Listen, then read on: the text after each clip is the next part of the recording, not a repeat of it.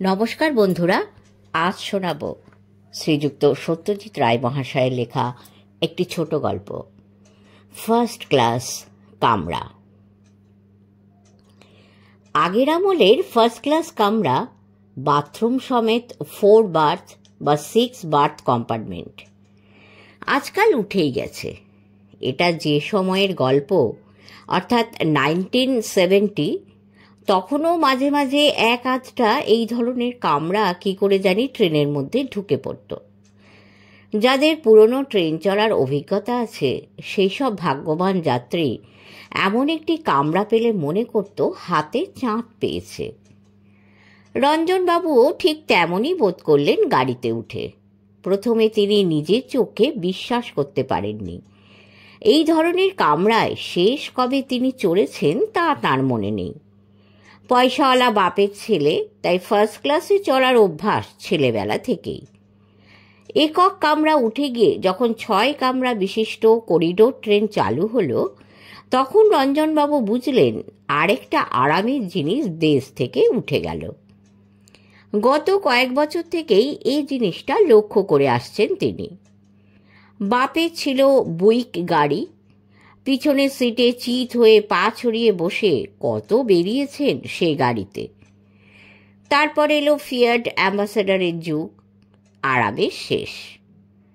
British আমলে telephone তুললে মহিলা অপারেটর বলতেন, নাম্বার প্লিজ। তারপর নম্বর চাইলেই লাইন পাওয়া যেত নিমেষের মধ্যে। আর এখন ডায়াল করতে করতে তর্জনের ডগায় কড়া পড়ে যায়। সমস্ত কলকাতা শহর থেকেই যেন আরাম জিনিসটা ক্রমশ লোপ পেয়ে যাচ্ছে। ট্রামে বাসে তাকে চড়তে হয়নি কোনো দিন, কিন্তু মোটর গাড়িতেই বা কী সুখ আছে। ট্রাফিক জ্যামের ঠেলায় প্রাণ হাঁপিয়ে ওঠে। গাড্ডায় গাড়ি পড়লে শরীরের হাড় গোড় আলগা হয়ে আসে। রঞ্জনবাবুর মতেই এসবই আসলে দেশ স্বাধীন হওয়ার ফল। সাহেবদের আমলে এমন মোটেই ছিল না। কলকাতাকে তখন সত্যি একটা সভ্য দেশের সভ্য শহর বলে মনে হতো। রঞ্জনবাবু বছর 3 আগে 6 মাস কাটিয়ে এসেছেন লন্ডন শহরে। সাহেবরা বাঁচতে জানে, সুনিয়ন্ত্রিত জীবনের মূল্য জানে, সিভিক সেন্স কাকে বলে জানে। ঘড়ির কাঁটার মতো লন্ডন টিউবের গতিবিধি দেখলে স্তম্ভিত হতে হয়। আর যেমন মাটির নিচে তেমনই মাটির উপরে।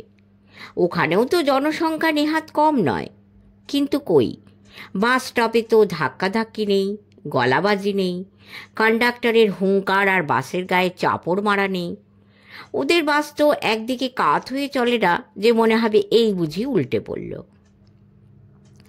বন্ধুমহলে রঞ্জনবাবুর উগ্র সাহেব প্রীতি একটা প্রধান আলোচনার বিষয়, ঠাট্টারও বটে।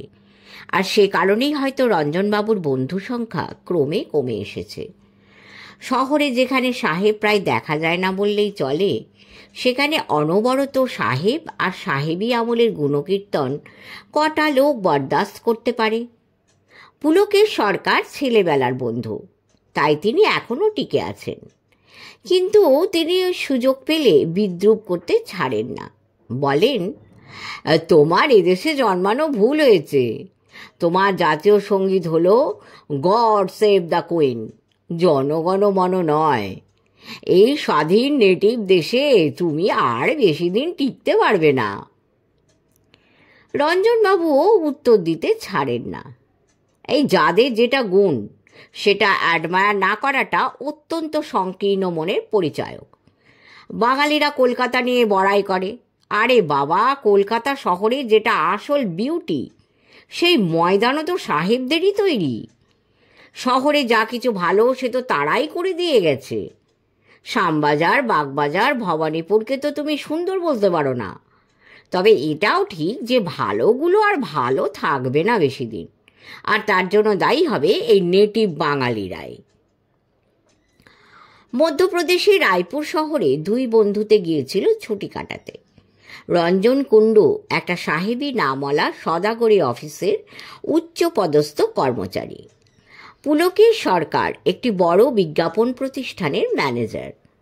এবার পুজো ঈদ মিলিয়ে দুজনেরই 10 দিনের ছুটি পড়ে গেল।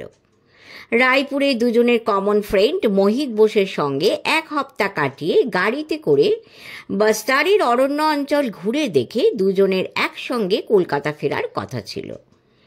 পুলকেশবাবু একবার বলেছিলেন ভিলাইতে তার এক খুড়তুতো ভাইয়ের সঙ্গে 2 দিন কাটিয়ে ফিরবেন, কিন্তু রঞ্জনবাবু রাজি হলেন না। বললেন, এই এসেছি একসঙ্গে, ফিরবো একসঙ্গে, একা ট্রাভেল করতে ভালো লাগে না ভাই। শেষ পর্যন্ত স্টেশনে গিয়েও পুলকেশবাবুকে থেকেই যেতে হলো। ভিলাই রায়পুর থেকে মাত্র মাইল 10। পুলকেশবাবু আসতে পারবেন না জেনে খুড়তুতো ভাই সশরীরে এসে হাজির হলেন দাদাকে বগলদাবা করে নিয়ে যাবার জন্য। ভিলাইয়ের বাঙালিরা বিসর্জন নাটক মঞ্চস্থ করবে পুজোয়। পুলকেশবাবুর থিয়েটারের নেশা। ভাইয়ের অনুরোধে তিনি যদি গিয়ে নির্দেশনার ব্যাপারে একটু সাহায্য করেন। পুলকেশবাবু আর না করতে পারলেন না। রঞ্জনবাবু হয়তো খুবই মুচড়ে পড়তেন, কিন্তু পুরনো ফার্স্ট ক্লাস কামরাটি দেখে তিনি এতই বিস্মিত ও পুলকিত হলেন যে বন্ধুর অভাবটা আর অত তীব্রভাবে অনুভব করলেন না। আশ্চর্য এই যে সেকালের হলেও কামরার অবস্থা দিব্যি ছিমছাম।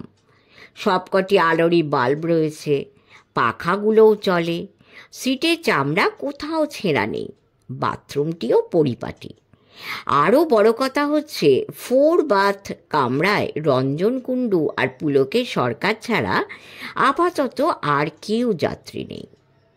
পুলকেশবাবু খোঁজ নিয়ে জানালেন, তুমি রাউরকেলা পর্যন্ত একা যেতে পারবে, সেখানে একটি যাত্রী উঠবেন, তারপর আর কেউ নেই, 2টো আপার বাথ সারা পথই খালি যাবে।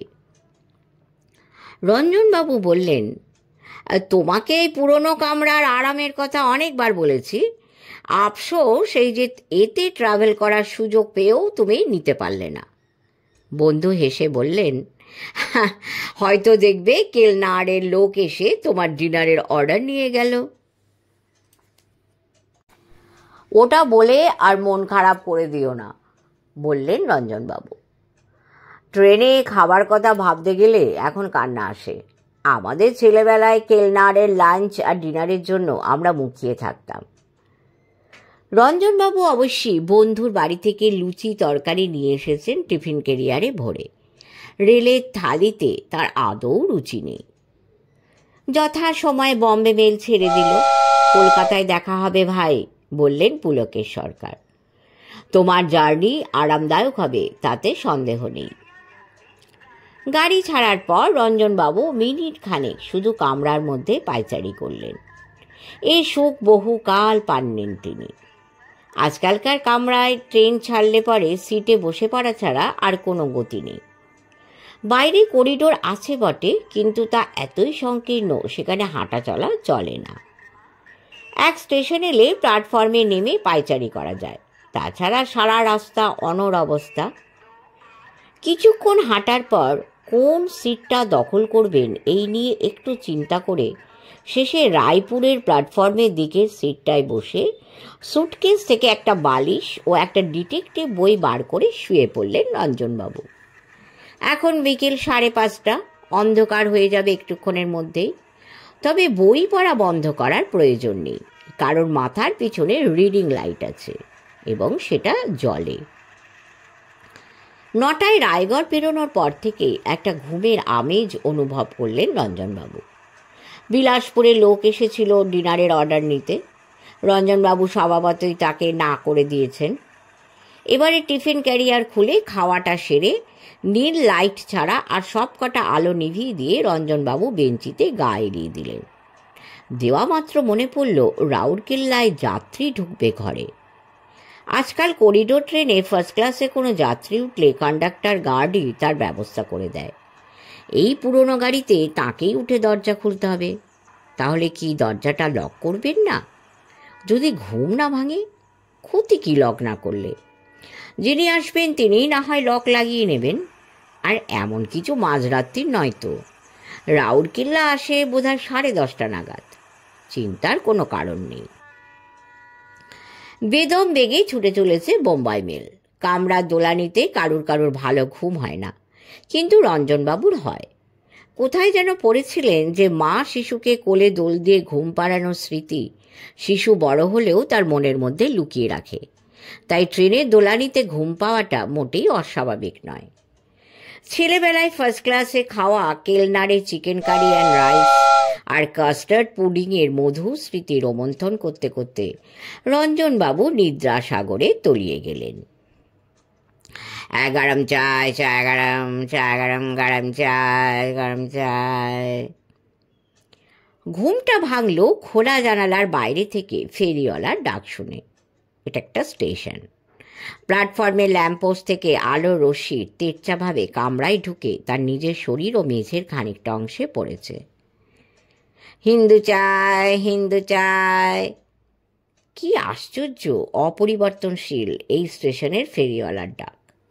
মনে হয় একই লোক ভারতবর্ষের প্রত্যেকটা স্টেশনে ঠিক একইভাবে ডেকে চলেছে আবহমান কাল ধরে। জানালা দিয়ে মুখ বাড়িয়ে স্টেশনের নাম দেখতে পেলেন না রঞ্জনবাবু।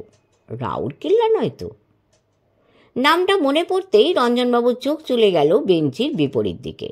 একটা টুংটুং আওয়াজ কানে এসেছিল ঘুমটা ভাঙা মাত্র। এবার আবঝা নীল আলোয় দেখলেন একটি লোক বসে আছে বেঞ্চিতে, তার সামনে দুটো বোতল ও একটি গেলাস। গেলাসে পানীয় ঢাললেন ভদ্রলোক এইমাত্র। এবার সেই পানীয় চলে গেল তার মুখের দিকে। মদ খাচ্ছেন নাকি সহযাত্রী? উনি কি রাউরকেল্লায় উঠেছেন? এটা কি তাহলে চক্রধরপুর? বড় স্টেশন বলেই তো মনে হচ্ছে।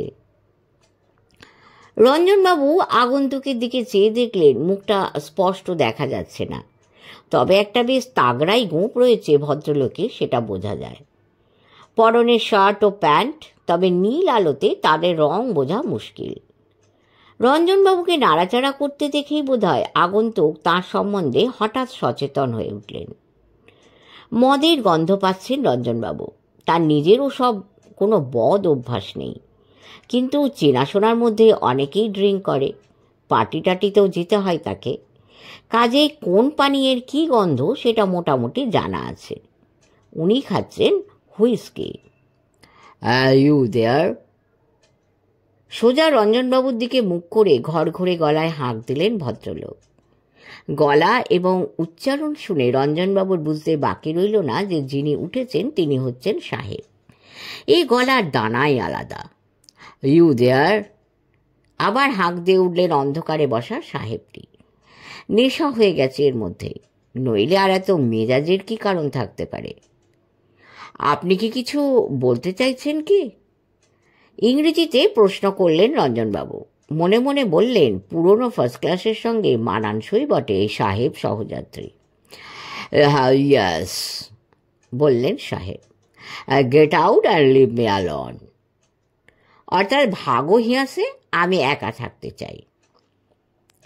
এবার রঞ্জনবাবু বুঝলেন যে সাহেবের নেশাটা বেশ ভালো মতনই হয়েছে, কিন্তু কথা তো একটা উত্তর দিতে হয়। যথাসাধ্য শান্তভাবে বললেন, আমারও রিজার্ভেশন রয়েছে এই কামরায়, আমরা দুজনেই থাকবো এখানে, তাতে ক্ষতিটা কি? গার্ডের হুইসেলের সঙ্গে সঙ্গে ট্রেনের ভোঁ শোনা গেল। তার পর মুহূর্তেই একটা ঝাঁকুনি দিয়ে বোম্বে মেল আবার রওনা দিল।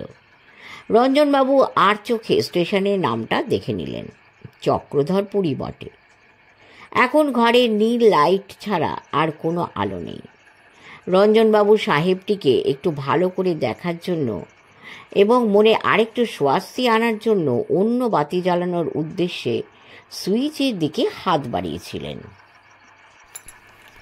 কিন্তু সাহেবের ডোন্ট হুঙ্কার তাকে নিরস্ত করল। যাই হোক, এতক্ষণে রঞ্জনবাবুর চোখ অন্ধকারে সয়ে গেছে। এখন সাহেবের মুখ অপেক্ষাকৃত স্পষ্ট। গোঁপ জোড়াটাই সবচেয়ে আগে চোখে পড়ে। চোখ দুটো কোটরে বসা, নীল আলোতে গায়ের রং ভারী ফ্যাকাশে মনে হচ্ছে। মাথার চুল সোনালি না সাদা সেটা বোঝার উপায় নেই। আমি নিগারের সঙ্গে এক কামরায় থাকতে রাজি নই, তোমায় বলছি তুমি নেমে পড়ো। নিগার? 1970 সালে ভারতবর্ষে বসে কোনো ভারতীয়কে নিগার বলা সাহস কোনো সাহেবের হতে পারে, এটা রঞ্জনবাবু ভাবতে পারেননি। ব্রিটিশ আমলে এ জিনিস ঘটেছে, এ গল্প রঞ্জনবাবু শুনেছেন। সব সময় যে বিশ্বাস হয়েছে তা নয়। সাহেবদের সম্বন্ধে অনেক মিথ্যে অপবাদ রটিয়েছে বাঙালিরা, আর যদি বা সত্যি হয়ে থাকে সেসব সাহেব নিশ্চয়ই খুব নিম্ন স্তরের। ভদ্র সাহেব, সভ্য সাহেব যারা, তারা ভারতীয়দের সঙ্গে এই ধরনের ব্যবহার কখনোই করতেন না। রঞ্জনবাবুর বিস্ময়ের ভাবটা কেটে গেছে, তবে এখনও ধৈর্যচ্যুতি হয়নি। মাতালের ব্যাপারে ধৈর্য হারা হলে চলে না। সুস্থ অবস্থায় এ সাহেব কখনোই এই ধরনের কথাবার্তা বলতে পারতেন না। রঞ্জনবাবু সংযতভাবে বললেন, তুমি যেভাবে কথা বলছো সেরকম কিন্তু আজকাল আর কোনো সাহেব বলে না। ভারতবর্ষ আজ বছর 25 হলো স্বাধীন হয়েছে, সেটা বোধহয় তুমি জানো। হোয়াট? কথাটা বলেই সাহেব রঞ্জনবাবুকে চমকে দিয়ে ট্রেনের শব্দ ছাপিয়ে হো হো করে অট্টহাস্য করে উঠলেন। হো হো হো, কি বললে তুমি? ভারত স্বাধীন হয়েছে? হ্যাঁ, কবে? 1947, অগস্ট দ্য 15th। কথাটা বলতে গিয়ে রঞ্জনবাবুর হাসি পাচ্ছিল। স্বাধীনতার এতদিন পরে নিজের দেশে কাউকে তারিখ সমেত খবরটা দিতে হচ্ছে, এটা একটা কমিক ব্যাপার বই কি। You must be mad. আমি ম্যাড নই সাহেব, বললেন রঞ্জনবাবু। আমার মনে হয় তোমার নেশাটা একটু বেশি হয়েছে। হ্যাঁ বটে। সাহেব হঠাৎ ডান দিকে বেঞ্চের উপর থেকে একটা জিনিস তুলে নিলেন। রঞ্জনবাবু সভয়ে দেখলেন সেটা একটা রিভলভার, আর সেটা শটান তাঁরই দিকে তাক করা। সি দিস, বললেন সাহেব। আমি আর্মির লোক, আমার নাম major Davenport, 2nd Punjab regiment. আমার মতো অব্যর্থ নিশানা আর কারণ নেই আমার রেজিমেন্টে। আমার হাত কাঁপছে কি? তোমার শার্টের 3য় বোতামের ডান দিকে আমার লক্ষ্য। ঘোড়া টিপলে সেইখান দিয়ে গুলি ঢুকে সোজা জানলা দিয়ে বেরিয়ে যাবে। তোমার আর কোনো অস্তিত্ব থাকবে না। ভালো চাও তো বেরিয়ে পড়ো। একে তো নিগার, তার উপরে উন্মাদ। এটা কত সাল জানো? 1932। আমাদের অনেক উত্তক্ত করেছে তোমাদের ওই নিংটি পড়া নেতা। স্বাধীনতার স্বপ্নও তোমরা দেখতে পারো, কিন্তু সেটা বাস্তবে পরিণত হবে না কখনোই। এবার সত্যি প্রলাপ বকছেন সাহেব। 1970 হয়ে গেল 1932। নিংটি পড়া নেতা গান্ধীজি মারা গেছেন, তাও হয়ে গেছে 23 বছর। Come on, now get up. সাহেব উঠে দাঁড়িয়েছেন। রঞ্জনবাবু লক্ষ্য করলেন তার পা টলছে না। সবে শুরু করলেন কি তাহলে মদ খেতে? কিন্তু এত উল্টোপাল্টা বকছেন কেন? উনি কি তাহলে উন্মাদ? Up up. রঞ্জনবাবুর গলা শুকিয়ে গেছে। তিনি সিট ছেড়ে মেঝেতে নামতে বাধ্য হলেন। সেই সঙ্গে প্রায় তার অজান্তেই তার হাত দুটো উপরের দিকে উঠে গেল। Now turn round and go to the door. সাহেব বলে কি? কমপক্ষে 60 মাইল বেগে চলেছে মেল ট্রেন। তিনি কি চলন্ত অবস্থায় তাকে গাড়ি থেকে নামিয়ে দিতে চান? এই অবস্থাতেও কোনো মতে একটি কথা উচ্চারণ করতে সমর্থ হলেন রঞ্জনবাবু। শুনুন মেজর ডেভেনপোর্ট, এরপরেই টাটানগর। গাড়ি থামলে আমি চলে যাব অন্য কামরায়, কথা দিচ্ছি। চলন্ত গাড়ি থেকে নামিয়ে আমাকে মেরে ফেলে আপনার কী লাভ? হ্যাঁ, টাটানগর? ও নামে কোনো স্টেশন নেই। তুমি আবার আবল তাবল বকছ। রঞ্জনবাবু বুঝলেন যে এটা 1932 সাল। সেটা যদি সাহেব বিশ্বাস করে তাহলে অবশ্যই টাটানগর বলে কোনো স্টেশন থাকার কথা নয়। এখানে প্রতিবাদ করাটা খুব বুদ্ধিমানের কাজ হবে না। তাই ঠিক বললেন, ঠিক আছে মেজর ডেভেনপোর্ট, আমারই ভুল। তবে এরপর অন্য যে স্টেশন আসবে, যেখানে গাড়ি থামবে, আমি নেমে যাব। ঘণ্টাখানেকের বেশি তোমার নিগারের সঙ্গে বরদাস্ত করতে হবে না, এটা আমি কথা দিচ্ছি। সাহেব যেন একটু নরম হয়ে বললেন, মনে থাকে যেন, কথার নড়চড় হলে তোমার লাশ পড়ে থাকবে লাইনের ধারে, এটা বলে দিলাম। সাহেব গিয়ে তাঁর জায়গায় বসে হাত থেকে রিভলভার নামিয়ে রাখলেন বেঞ্চির একপাশে। রঞ্জনবাবু এ যাত্রা প্রাণে মরেননি, এটা ভেবে খানিকটা ভরসা পেয়ে নিজের জায়গায় গিয়ে বসলেন। সাহেব যাই বলুন, এর পরের স্টেশন যে টাটানগর সেটা রঞ্জনবাবু জানেন। আসতে আরও 1 ঘন্টা দেরি। এই সময়টুকু তিনি এই কামরাতেই আছেন। তারপর কপালে কি আছে জানা নেই। অন্য ফার্স্ট ক্লাস কামরায় জায়গা পাবেন কি সেটাও জানা নেই, জানার উপায়ও নেই। ড্যাভেনপোর্ট সাহেব আবার মদ্যপান শুরু করেছেন।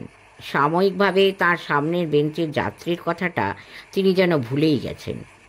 রঞ্জনবাবু আধবোজা চোখে চেয়ে রয়েছেন তার দিকে।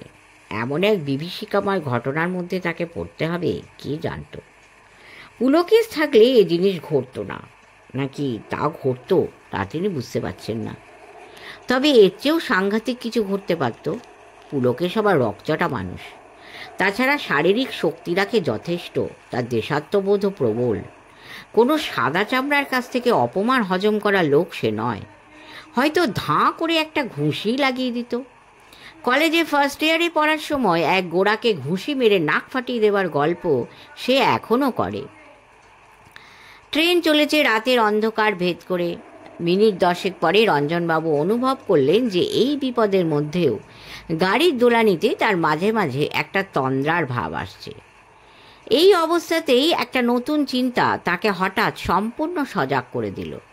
সাহেবের কোনো মালপত্র নেই। ব্যাপারটা অদ্ভুত নয় কি? একটা সামান্য হাত বাক্সও কি থাকবে না? শুধু মদ, সোডার বোতল, গেলাস আর রিভলভার নিয়ে কি কেউ ট্রেনে ওঠে? আর 1932 সাল, নেংটি পড়া নেতা, টাটানগর, এইসবেরই বা মানে কি? মানে কি তাহলে একটাই, যে সাহেব আসলে জ্যান্ত সাহেব নন, তিনি ভূত? মেজর ড্যাভেনপোর্ট নামটা কি চেনা চেনা লাগছে? হঠাৎ ধাঁ করে রঞ্জনবাবুর একটা কথা মনে পড়ে গেল। বছর 5 আগে ব্যারিস্টার বন্ধু নিখিল সেনের বাড়িতে আড্ডায় কথা হচ্ছিল। বিষয়টা সাহেব প্রীতি এবং সাহেব বিদ্বেষ। কে বলেছিল ঠিক মনে নেই, কিন্তু বোম্বে মেলেই একবার এক বাঙালিকে ফার্স্ট ক্লাস কামরা থেকে নামিয়ে দেবার চেষ্টা করেছিল এক গোড়া সৈনিক। নামটা মেজর ড্যাভেনপোর্টই বটে। কাগজে বেরিয়েছিল খবরটা। সালটা জানা নেই, তবে 32 হওয়া আশ্চর্য নয়।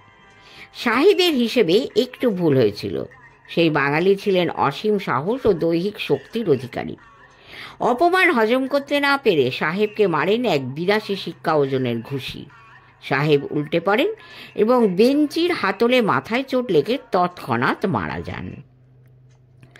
রঞ্জনবাবু অনুভব করলেন তার হাত পা ঠান্ডা হয়ে আসছে, কিন্তু এই অবস্থাতে সামনের লোকটার দিকে আরেকবার না চেয়ে থাকতে পারলেন না। মেজর ড্যাভেনপোর্ট হাতে গ্লাস নিয়ে বসে আছেন। নাইট লাইটের আলো এমনিতেই উজ্জ্বল নয়, আলো শেডও অপরিষ্কার, বাল্বের পাওয়ারও বেশি নয়, তার উপর গাড়ির ঝাঁকুনি, সব মিলিয়ে সাহেবের দেহটাকে অস্পষ্ট দেখাচ্ছে। হয়তো এই কামরাতেই সাহেবের মৃত্যু হয়েছিল 1932 সালে, আর তখন থেকেই এই পুরনো আমনের ফার্স্ট ক্লাস কামরায় রোজ রাত্রিরে। রজনবাবু আর ভাবতে পারলেন না। সাহেব আর তার দিকে দৃকপাত করছেন না, তিনি মদ নিয়ে মশগুল হয়ে বসে আছেন। চেয়ে থাকতে থাকতে রঞ্জনবাবু অনুভব করলেন যে তাঁর চোখের পাতা আবার ভারী হয়ে আসছে।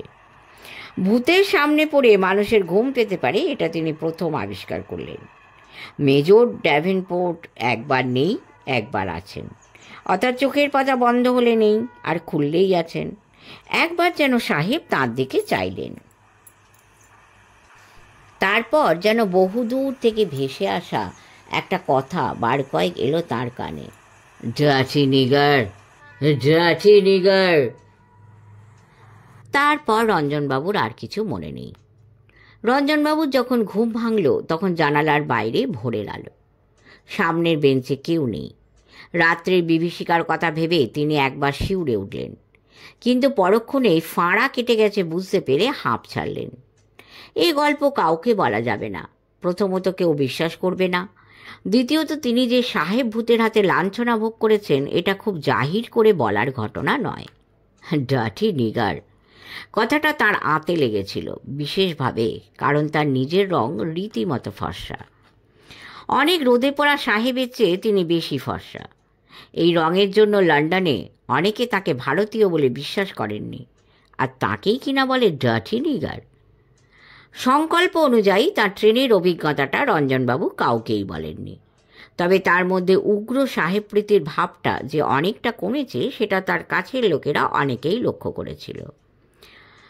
ঘটনার 10 বছর পরে একদিন সন্ধ্যায় তার নিজের বাড়িতে বন্ধু পুলকেশের সঙ্গে কফি খেতে খেতে রঞ্জনবাবু ব্যাপারটা উল্লেখ না করে পারলেন না। 70-তে রায়পুর থেকে ফেরার দিন, সেই দিনটার কথা মনে পড়ে? হ্যাঁ, বিলক্ষণ। তোমাকে বলি বলি করেও বলিনি, এক সাহেব ভূতের পাল্লায় পড়ে কি নাজেহাল হয়েছিলাম জানো না। হ্যাঁ, মেজর ড্যাভেনপোর্টের ভূত কি? রঞ্জনবাবুর চোখ ছানা বড়া হয়ে গেল। সে কি, তুমি জানলে কি করে? পুলকেশবাবু তার ডান হাতটা বন্ধুর দিকে বাড়িয়ে দিলেন। হ্যাঁ, meet the ghost of Major Davenport. রঞ্জনবাবুর মাথা ঝিমঝিম করছে। তুমি? তুমি একদিন? বলে ফেললে তো সমস্ত ব্যাপারটাই ব্যর্থ হতো ভাই। আমার উদ্দেশ্য ছিল তোমার মধ্যে থেকে সাহেব প্রীতির ভূতটা তাড়ানো। ঘটনাটা যদি তুমি বিশ্বাস না করো তাহলে কাজটা হবে কি করে? আমি নিগার বলছি আর সাহেব নিগার বলছে, দুটোর মধ্যে তফাৎ নেই। কিন্তু কিভাবে? ভেরি ইজি, বললেন পুলকেশ সরকার। তোমার কামরাটা দেখেই ফন্দিটা আমার মাথায় আসে। গাড়ি ছাড়ার পর তোমার পাশের ফার্স্ট ক্লাস বগিটায় উঠে পড়ি। আমার ফার্স্ট এড বক্স থেকে তুলো নিয়ে গোপ করেছিলাম। তাছাড়া নো মেকআপ। আমারই কামরায় একটি গুজরাটি বাচ্চার হাতে দেখলাম একটা খেলনা রিভলভার। এক রাতের জন্য ধার চাইতে সে খুশি হয়ে দিয়ে দিল। তার বাপের সঙ্গে হুইস্কিও ছিল, সেটাও চেয়ে নিলাম। অবশ্যই কেন নিচ্ছি সেটাও বলতে হলো। আমি নিজে কিন্তু খেয়েছি শুধুই জল। হুইস্কির বোতলটা খোলা রেখেছিলাম যাতে তুমি গন্ধ পাও। ব্যাস, বাকি কাজ করেছিল তোমার কামড়া নীল আলো আর তোমার কল্পনা। আশা করি কিছু মনে করনি ভাই। রঞ্জনবাবু বন্ধুর হাতটা দুহাতে চেপে ধরলেন বটে, কিন্তু মুখে কিছু বলতে পারলেন না। তার বিস্ময় ভাবটা কাটতে লাগবে আরও 10 বছর।